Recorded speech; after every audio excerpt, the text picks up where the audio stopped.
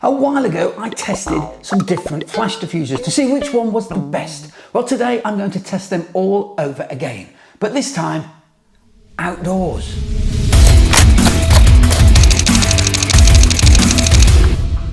Hello and welcome to the channel. You are very welcome, and if you're keen to focus on the image and learn more about photography, take a second to hit that subscribe button. I've got loads of great videos lined up. Now, flash diffusers, they really do calm light from small speed lights and turn harsh rays into soft skin tones. But there are so many on the market. Which one is best? Which one should you get? It's difficult to know, isn't it? And that's why a while ago I did a video on the channel, and if you haven't seen it, I'll put a link in the description, and I'll make sure it's on one of those videos that pops up at the end of this film, where I look at the different kinds of flash diffusers on the market and I tested them side by side so we could look at example pictures and decide which was the best for using indoors. Now, I was amazed at how different they looked. We found some clear winners there, but after that video I got some great comments, and some people asked, hey, that's what they're like indoors, but what are they like outdoors? You know, when you use them for filling flash. Well, I hadn't thought of that, and that's a good idea. So I thought maybe I should do a video, and this is it. I got the same bunch of flash diffusers and I shot identical images with them, and I gotta say, some of the results have surprised me. So without any further ado, let's go and take a look. Now, first we need to establish what the picture was like without diffusers. So here is the picture. No additional light, just the sun behind me. Oh, and I apologise for it being a photo of me. No assistant today, I'm having to do everything, even make the coffee. Now let's turn the flash on and see what this picture looks like with good old plain fill-in flash. A bit harsh, I think you'd agree. That's the photo, not me.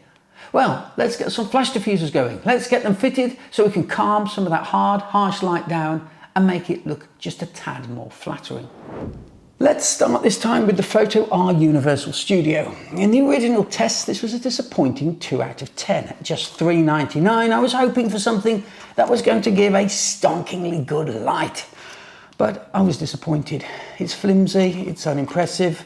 So what's it like outdoors? Wow, that's unbelievable. That really is fantastic filling flash. Look at that. Great even light distribution. It's not underpowered. It's got through to the eyes well. It's warm, it's well balanced.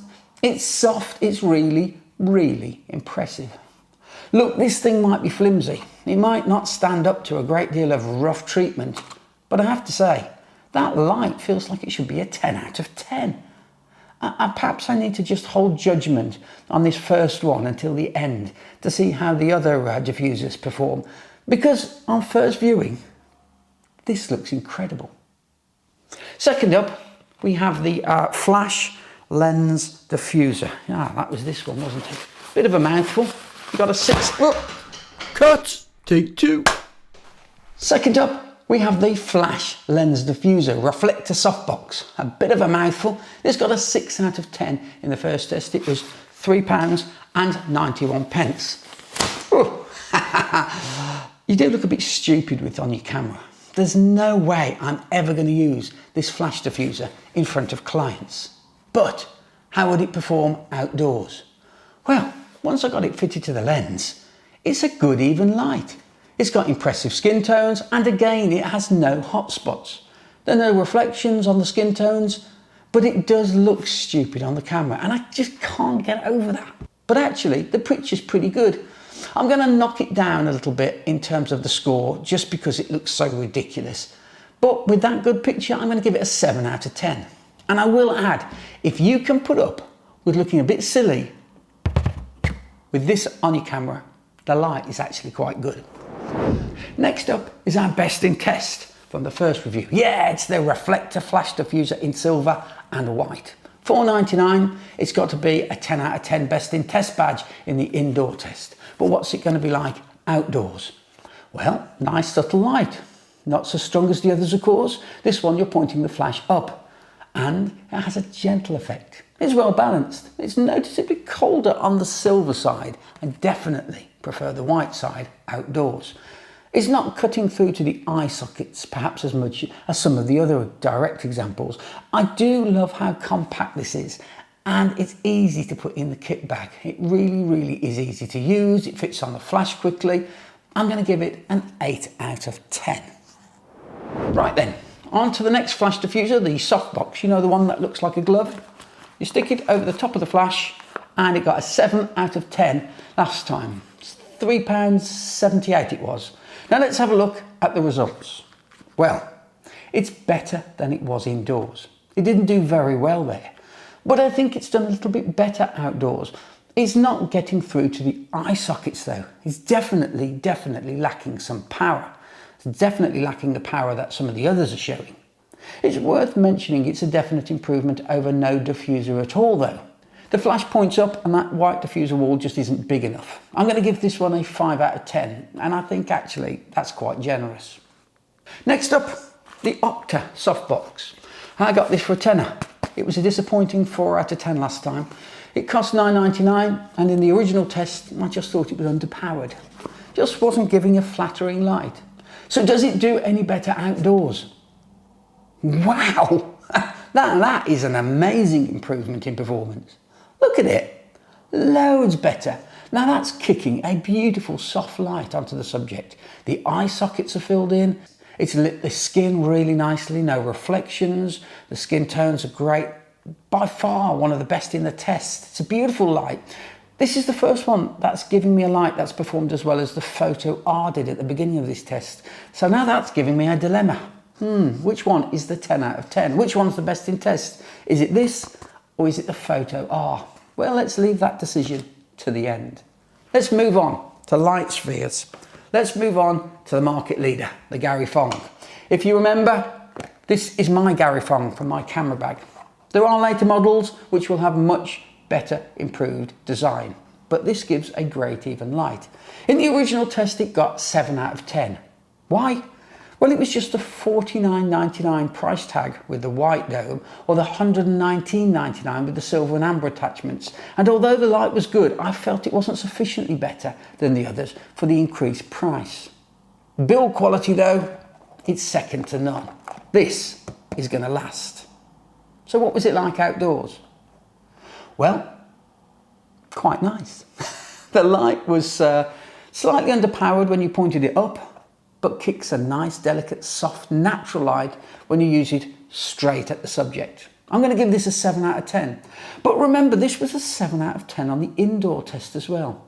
And you can see where Gary Fong is coming in very strong here. You see, this is the first one of the diffusers that is as good outdoors as it is indoors. And that is a strong argument for spending the extra money on the Gary Fong. But what about the cheaper alternative spheres? The clear universal Lambency flash diffuser. I still think that's a bit of a mouthful.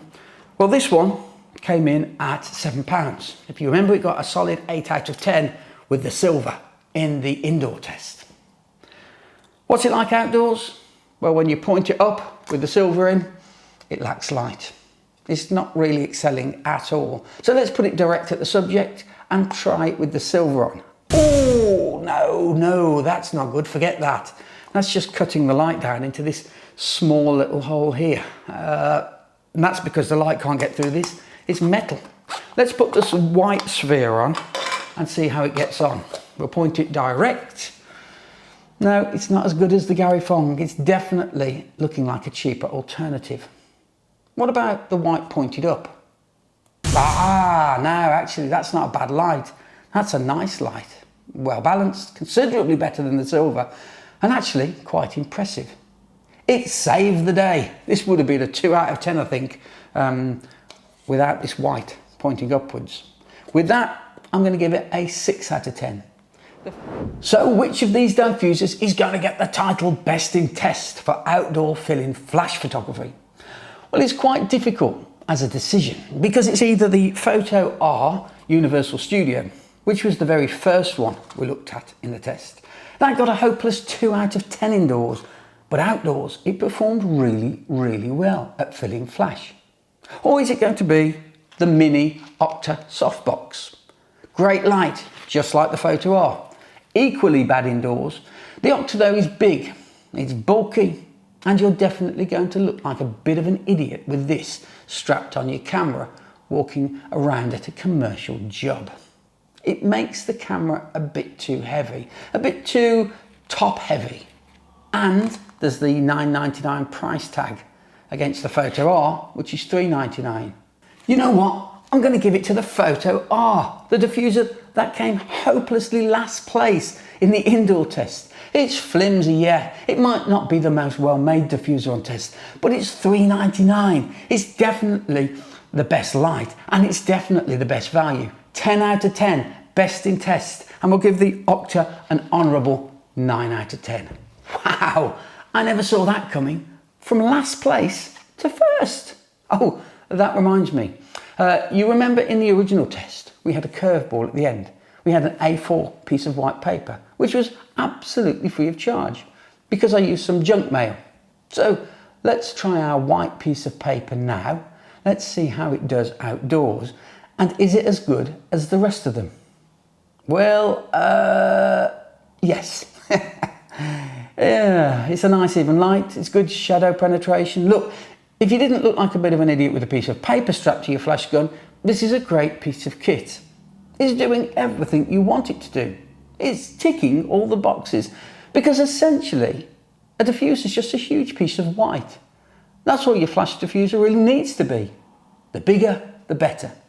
So it goes to prove that knowledge really is better than gear in the photography world, and that's worth remembering. So that's the end of the test right here, isn't it? Well, no, it isn't, because personally I would never ever use a flash diffuser outdoors as fill-in flash. Why? Because I'd always choose the alternative. And the alternative for me is cheaper and it's easy to manage. It's easy to change the look of the light, and it is, of course, the reflector. You can move them around. You can have 2, 3, 4. You can change from white to silver to gold. You can have a mix of all of them. You can even have a black one if you want to kill some light. You can put them at the back of your subject if you need a quick white background or black background. They're so versatile. They're so cheap and they give a great light. So let's have a look at what the light would look like if we use a simple 18-inch reflector. Yeah, this is just a tiny 18-inch reflector, and I normally carry 3-foot reflectors with me. But let's just have a look at the light you get from this one. There you go. It's as good, if not better, than anything on test, isn't it? And I love those bigger eye highlights it gives you. So, reflectors. Maybe they're a good challenge to diffusers. Maybe that sounds like another video. Reflectors versus diffusers. Watch this space. Thank you for watching this video. And if you'd like to see how these diffusers performed on their original indoor test, click on the video link here.